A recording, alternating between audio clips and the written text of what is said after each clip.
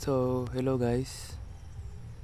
Update nga pala doon sa 'di ba may na-post ako na video about double rootstock, kung paano mag double rootstock. So, ito na 'yon, update sa mga na double rootstock ko na durian. Ayan. Dumikit na. Tapos ito yung growth niya, mabilis.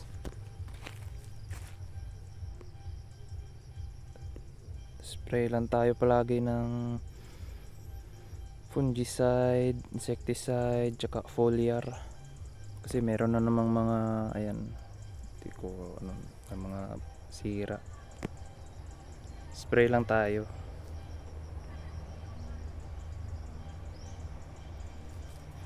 Ito na yung Puang Manina variety. Tapos next ito guys, double rootstock pa rin. Ayan, dikit na. Laki na niya. 1 year and 6 months I think.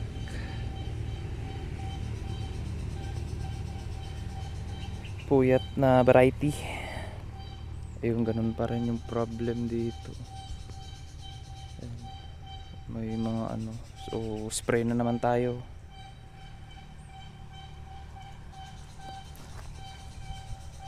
Ayan, spray lang tayo nito. Walang ulan kaya nagdilig ako, kaya binasa natin yung punuan.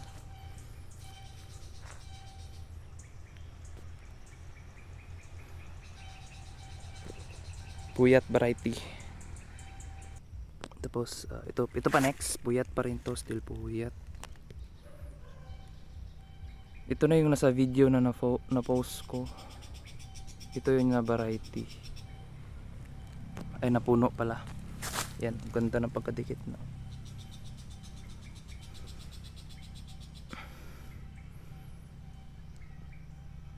Yan. Ganda na. Dikit na to, hindi na yata ito matatanggal.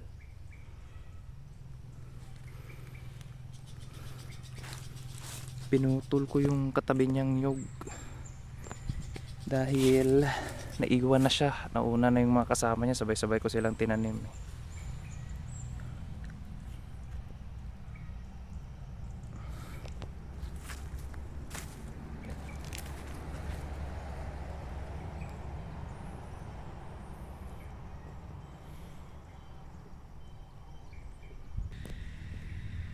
Tapos meron rin tayong isang durian dito na puyat variety pa rin, and hindi natin siya dinoble rootstock. So para meron tayong i-compare natin sila kung saan ba yung mas maganda yung growth. And yun, compare natin yung double rootstock tsaka hindi double rootstock, ang pinagkaiba nila para malaman natin.